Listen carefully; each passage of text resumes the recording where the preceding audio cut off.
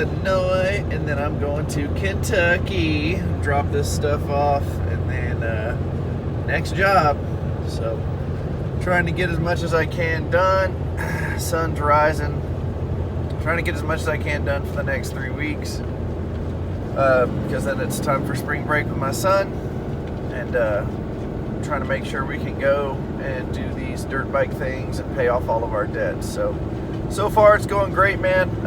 Had an engine light come on yesterday, kind of scared the mess out of me, but it said check your active air box, and then the engine light was not on this morning, so I'm guessing that the active air box isn't so active. I don't really know, but anyway, y'all take it easy, stay blessed.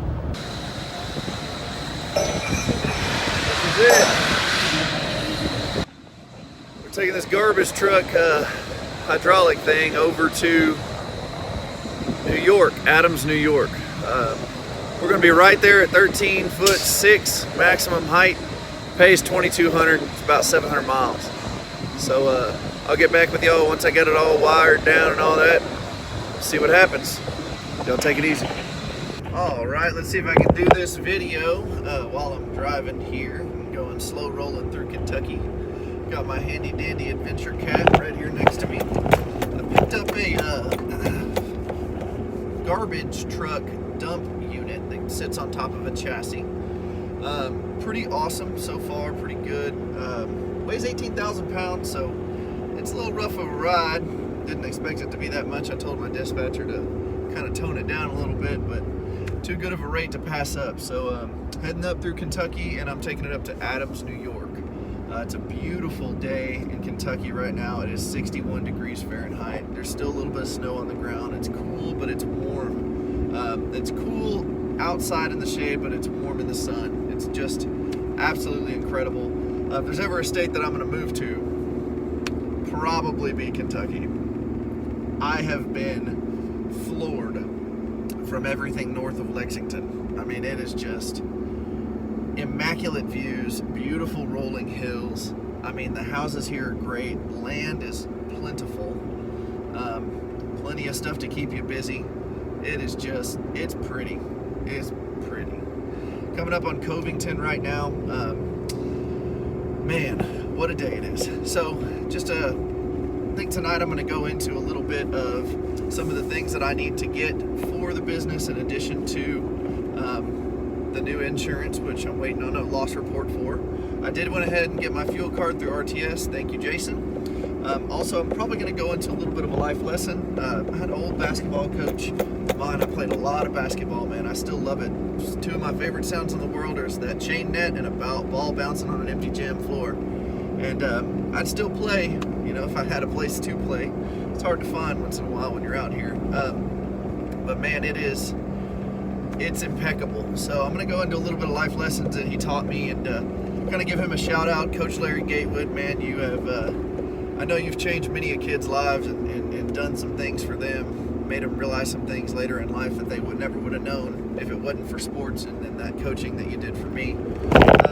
But I'll tell you, you have impacted my life in just the most positive manner. I mean, so many things that I learned from the game of basketball and from you in particular, sorry it's a little bumpy, that just really brings it back to the basics. You know, if you're ever going to go at a goal, square up to it. You know, if you're ever going to go head on, don't be afraid to commit. And it's not always about getting there fast. In fact, changing speeds is typically what you need to do in this life. You can't always get there quick. Sometimes it's good to slow down, speed up, change direction. Maybe go around an obstacle if it's in your way. Read the defense, keep your head up, and always know that at the end of it all, you gave it all and you left it all on the court. And those are just a few things, man. Thank you, Coach Gatewood, for everything you've done for me, and for many other students I'm sure I speak for. Good Lord, it's bumpy under this bridge. But either way, I will see y'all tonight. We'll go over a few things that I want to go over, and y'all take it easy. Don't forget to pray, count your blessings, and look on the bright side of the sun. Y'all take it easy. See y'all soon. All right, that is awesome. Way to improvise without a crane, huh? That is amazing.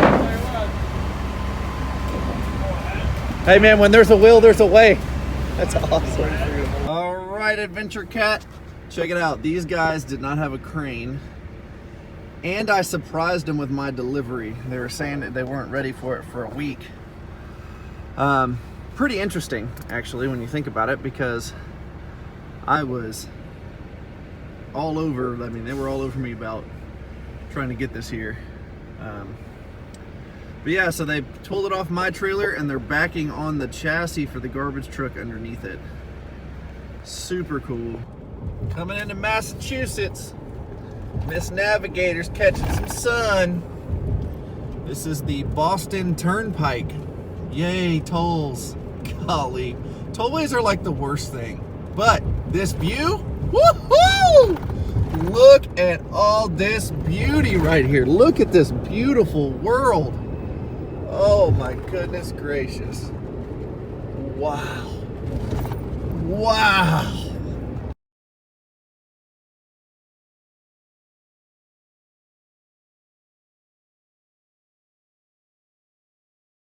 So I want to give y'all a little insight on what's on the back of this trailer. So I got a Connex box that is crated, or no, excuse me, it's filled with crated materials, a jet engine, a generator, and all sorts of parts. Now the only thing that this thing needs to run is obviously fuel and then water.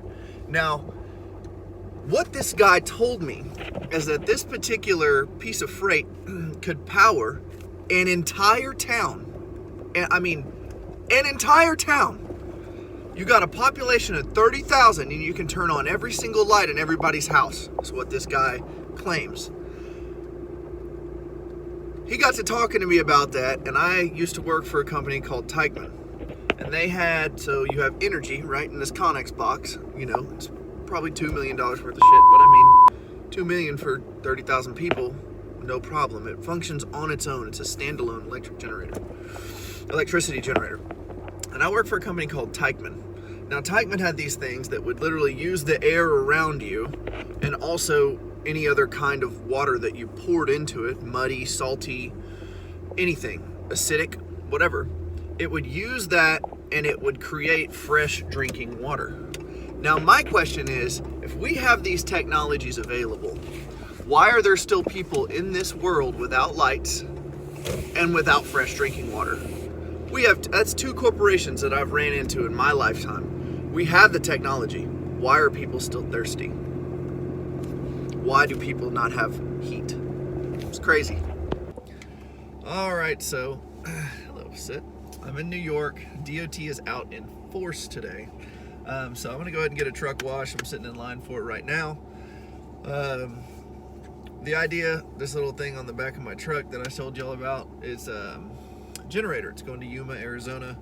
I'd like to get this out of here and through Ohio before tomorrow morning, about 6 a.m.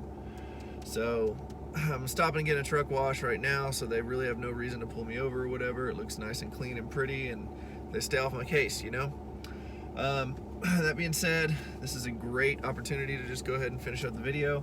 So I hope y'all enjoy some of the things that I'm putting up. I'm changing kind of the direction here a little bit. I'm going to continue on with this hot shot, okay? I'm gonna have my truck and I'm gonna get apportion plates for it. I'm gonna get the correct stickers and the easy pass and the right insurance and everything to be 100% where it is totally operable, okay? That being said, at that point in time, it's probably gonna be about April when I decide to do this.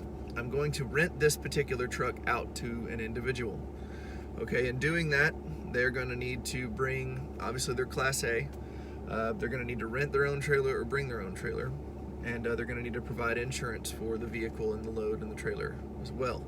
But in doing that, I can rent this truck out, and what I'm going to do is, while this truck is being rented out, I'm going ahead and purchase a semi.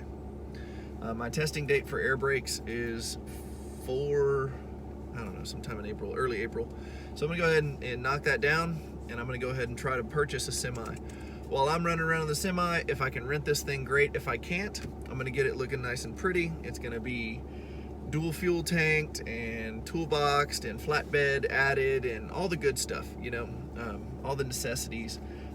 basically probably put a sleeper berth in here and register it as a sleeper, and a tractor and all that good stuff. So hopefully that'll work out, and maybe I'll get lucky and somebody will want to rent this from me, and they can make their own money with this. So they don't have to have the overhead of having a truck or a trailer, but all they need to do is rent this truck, rent their own trailer, or bring their own, pay for the maintenance, pay for the fuel, and pay the monthly rent to me. That's all there is to it. So I'm probably going to do 2 different options for packages. I'll probably do one, which is the one that I would go with. You rent the truck, and that total is going to be a little bit higher because you're going to cover maintenance, and then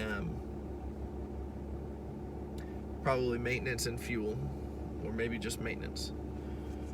So that total will be, a monthly total will be a little bit higher. And then the second option is, hey, bring your own everything. You cover maintenance, you cover fuel, which obviously would be more profitable for you if you can just get up under here and do an oil change once in a while, get the differentials right and all that good stuff. So it'll be a contractual agreement. Somebody will sign it, be good to go. Worst case scenario, I don't get to rent the truck out and I drive the semi. This one will be rigged out and everything ready to go for hot shotting if I decide to get back into it, or just to move my mobile home if that's what I want to do. So either way, change of plans. Instead of buying an actual Gator-made trailer, I'm going to go ahead and do this because the Gator-made trailer place gave me a quote on a trailer that fits my needs, and it's almost $43,000. I found a semi, 500 freaking horsepower in the semi for $39K. So not that they're not out there, they are. And it's an automatic too. I don't want to be bothered with shifting. I'm not going to lie to you. I don't want to be bothered with shifting through 18, 10, 12 gears while I'm driving. I already got enough to worry about. So that being said, probably going to be purchasing a truck here in April, and everything should go great. So thank you guys for supporting me. Again, like, subscribe if you can. Leave some comments down below. And the last thing I'm going to do a walk around of this truck probably tonight, just to kind of show y'all how I've strapped and chained down everything. That was requested. And then basically what I'm working with. So I'll give you a full tour of the rig, and it's a little rough, but I'll give you a full tour of the rig, and then how I strap this particular Connex box and items down in general, and then just what I do. And then that'll wrap up the video for tonight, and y'all be blessed. Don't forget to pray, and thank the good Lord for this beautiful day. Every day, just meditate on your achievements and don't focus on your success, or don't focus on your failures, excuse me. Meditate on your achievements and don't focus on your failures. So lastly, guys, don't ever forget where you came from, because that's always a good measure of distance of how far you've been and the struggles that you faced. So either way, guys, take it easy. Ross Ready Haul out.